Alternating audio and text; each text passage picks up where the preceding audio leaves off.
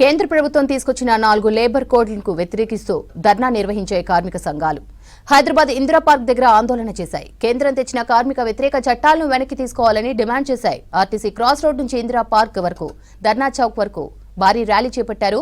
ఇక ఇందుకు సంబంధించిన మరింత సమాచారం చంద్రశేఖర్ అందిస్తారు.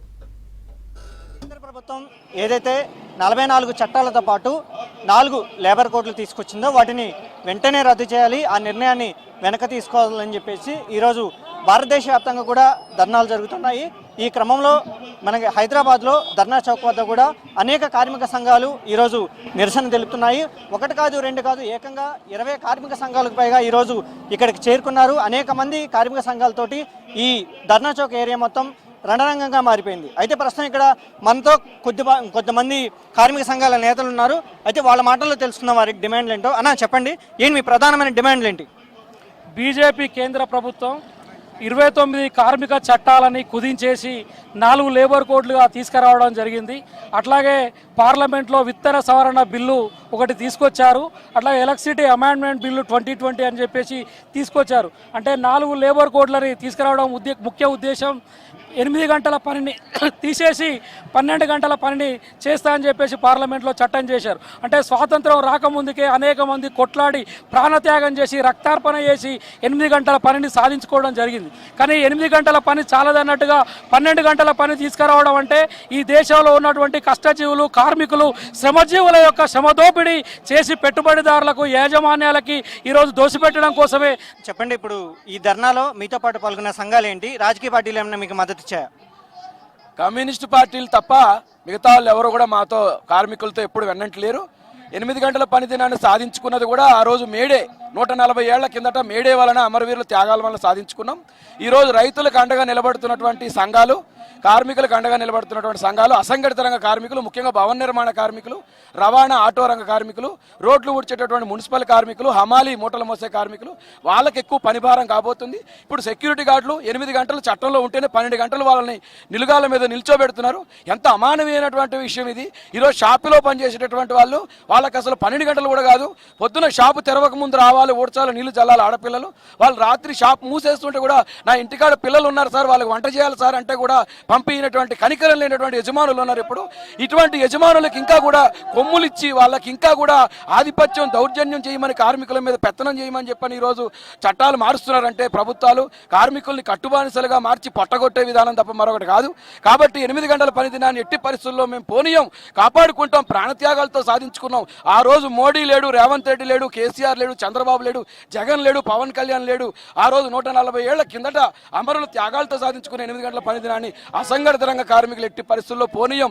ఈ సమ్మె ద్వారా గట్టి హెచ్చరిక ఇవ్వబోతున్నాం. కార్మిక చట్టాలను, రాజ్యాంగాన్ని, ప్రజాస్వామ్యాన్ని, 8 గంటల పని దినాన్ని కాపాడుకుంటామని చెప్పని మేము పోరాడుతున్నాం. ఈ దేశ కార్మిక వర్గం నిర్వహిస్తున్నటువంటి సార్వత్రిక సమ్మె ఇది ఒక చారిత్రాత్మకమైన సందర్భం. ఎన్నో చారిత్రాత్మక పోరాటాలతో సాధించుకున్న హక్కులన్నీ కూడా ఒక్క 4 లేబర్ కోడ్లు అనేటువంటి ఒక కార్మిక వ్యతిరేక, ప్రజా వ్యతిరేక మూర్ఖపు విధానాన్ని తీసుకొచ్చి ఇవాళ కార్మిక వర్గాన్ని రోడ్ల పాలు చేస్తున్నటువంటి స్థితి.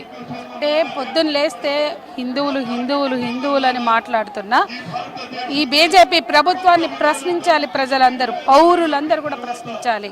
అమెరికాకి జీ హుజూర్ జో హుకుం అనుకుంటూ గులాంగిరి చేసుకోవడానికి, లేదా వాళ్ళ బ్లాక్ మెయిల్స్కో లేకపోతే దేనికో దేశం అంటారు, సార్వభౌమాధికారం అంటారు, ఈ హిందూ మతానికి మేమే ప్రతినిధులం అంటారు.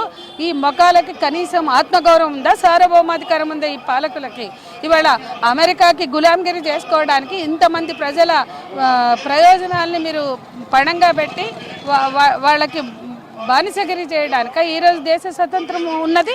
కాబట్టి ఏ విధంగా చూసినా దేశ ప్రజల ఆత్మగౌరవాన్ని, సార్వభౌమాధికారాన్ని కూడా తాకట్టు పెట్టే ఈ పాలకులు ఈ ప్రజలకు, మెజారిటీ ప్రజలకు వ్యతిరేకంగా తీసుకొస్తున్న ఈ చట్టాలను రద్దు చేసేంత వరకు కూడా ఈ పోరాటం కొనసాగుతుంది. మహిళా సంఘం సార్వత్రిక సమ్మెకి, ఎందుకంటే సగభాగమైనటువంటి మహిళలు పెద్ద ఎత్తున నష్టం ఎదుర్కొంటున్నారు. ఇప్పటికే అభద్రతను ఎదుర్కొంటున్నారు. 13 గంటలు పనిచేయడం, రాత్రి షిఫ్టుల్లో పనిచేయడం, ఇవన్నీ కూడా ఏ రకమైన చట్టభద్రత లేకుండా యాజమాన్య అనుకూల చట్టాలు మాత్రమే ఇవి. కాబట్టి మహిళా లోకం పెద్ద ఎత్తున నష్టపోతుంది. కనీస వేతనాలు 26,000 అనేది అమల్లోకి లేవు ఇప్పటికే. ఇప్పటికీ ఆశా వర్కర్లకి, అంగన్వాడీ వర్కర్కి, మున్సిపల్ కార్మికులకి కూడా వచ్చారు వాళ్ళు పెద్ద ఎత్తున. వాళ్ళకి లేవు, 26,000 ఏ రంగంలో కూడా లేవు. ఒక పక్కన కనీస వేతనాలు ఇవ్వాల్సిన సందర్భంలో సమాన పనికి సమాన వేతనం ఇవ్వకపోతే 4 లేబర్ కోడ్లు వస్తే సమాన పనికి సమాన వేతనం ఎగిరిపోతుంది. కాబట్టి పెద్ద ఎత్తున నష్టపోయేది ఆడవాళ్లే. మహిళల మీద దాడిగా మారినటువంటి 4 లేబర్ కోడ్లు, ఇతర చట్టాలను వెనక్కి తీసుకోవాలనేది మేము డిమాండ్ చేస్తాం. ఇంకా ఎన్ని రోజులైనా సరే ఈ ధర్నా మేము చేస్తూనే ఉంటాం. మా తోడుగా ఇంకా అనేక కార్మిక సంఘాలు అనేవి ఈ ధర్నాలో పాల్గొంటాయి కాబట్టి ఖచ్చితంగా మా కార్మికుల యొక్క బాధ అర్థం చేసుకోవాలి. దీంట్లో సగానికి సగం మహిళలే ఉంటారు కాబట్టి మహిళల తరపున కేంద్ర ప్రభుత్వం ఏదైతే చెప్తుందో ఆ మాటలు మహిళల తరపున ప్రభుత్వం నిలబడుతుందని చెప్పేసి చేతల్లో చూపించుకోవాలని, కానీ ఏదో చట్టాల రూపంలో హక్కును కాలరాయిద్దని చెప్పేసి కార్మిక సంఘాలు ఇక్కడ విజ్ఞప్తం చేస్తున్నాయి. కెమెరామెన్ హర్షతోటి చంద్రశేఖర్, V6 న్యూస్, హైదరాబాద్.